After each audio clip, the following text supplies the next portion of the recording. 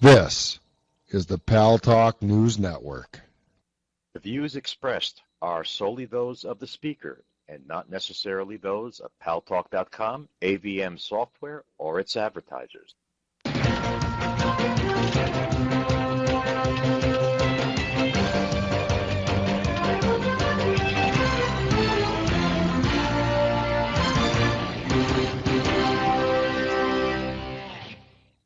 News Talk is online. News Talk Online is a production of Paltalk.com, the largest multimedia interactive program on the internet with more than 4 million unique users on demand on iTunes and on YouTube and on my site, GaryBaumgarten.com, where you're encouraged to post your comments, whether you agree with yours truly or not, and where you should be subscribing to my Twitter feed, twitter.com/GaryBaumgarten, to be brought up to date on all the important issues in the news, including the subjects that we'll be talking about right here today on News Talk Online on Paltalk.com.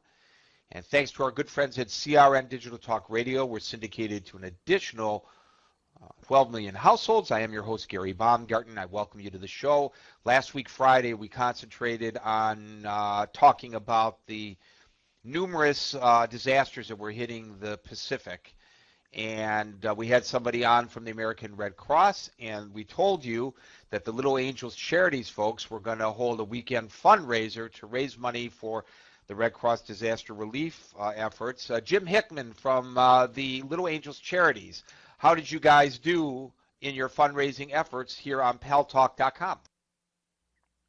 Hey, thanks for the intro there, Gary. We had a long and busy weekend. We had our unofficial total is $2,500, $2,500 that we collected between Friday in the afternoon and Sunday at midnight. So, yeah, we're a little tired and worn out, but other than that, we had a very productive weekend.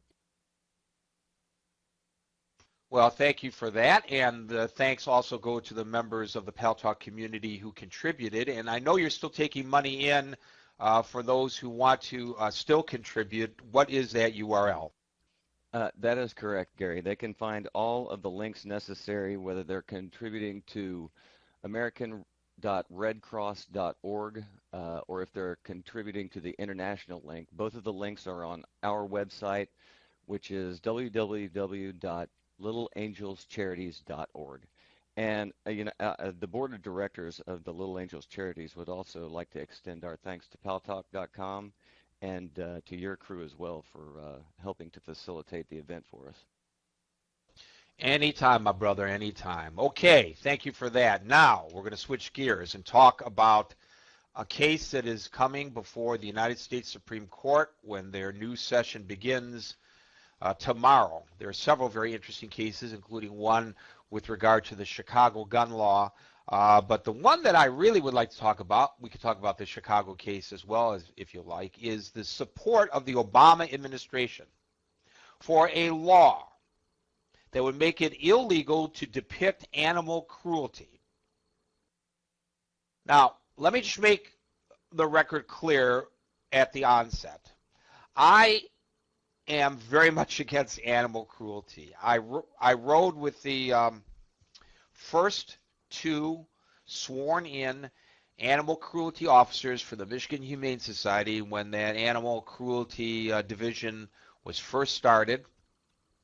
I saw firsthand what was going on based on the complaints that were filed.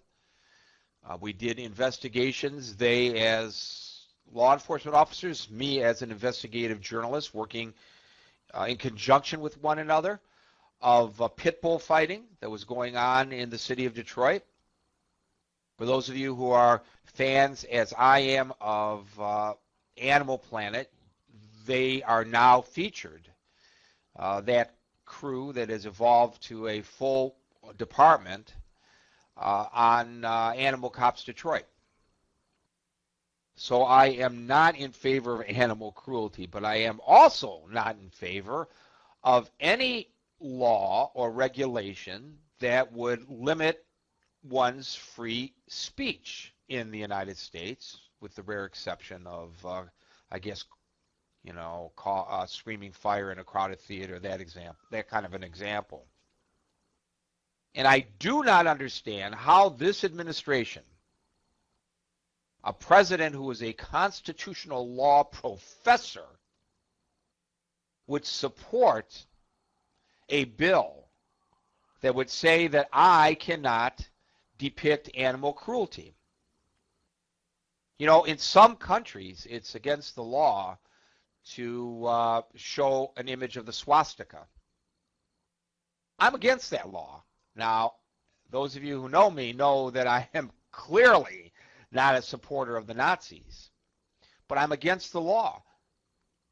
I believe in free speech. And by the way, I guess technically, if somebody wrote a posting on a blog, for example, in which they depicted the Nazi symbol not because they're in support of the Nazis, but because they are against them, they would be in violation of the law. Or somebody who maybe filmed a movie about the Nazis, perhaps because they would have the Nazi symbols, they would be in violation of the law. Sometimes it's a good idea to depict animal cruelty to encourage people to be opposed to animal cruelty. And yet, my understanding of it is that it would, that kind of depiction here in the United States would no longer be protected by the First Amendment, should it pass. Let's start with Alan Jacey. I'd like to catch his thoughts on this issue. Alan, do you support the Obama administration's attempts to make it constitutional, I guess, to limit my right to depict animal cruelty? Yeah, hi, Gary. Well, you know, again, I'm not familiar with this bit of legislation. I believe that you're saying that this is legislation that they're trying to enforce. Again, it's hard to say without really knowing how to make an informed decision on this, because there are limitations. I mean, while on the one hand, if you look in this country, we do allow pornography at one point, you know, up to a point, but we don't allow child pornography.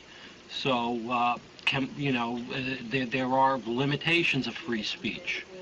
And there this may fall into one of those positions of where, while we allow to view animal cruelty up to a certain point. I mean, you know, again, we know that throughout this country there are illegal rings of dog fighting, there are illegal rings of cock fighting, there are, you know, rooster fighting, there are illegal rings of a lot of animal fighting here.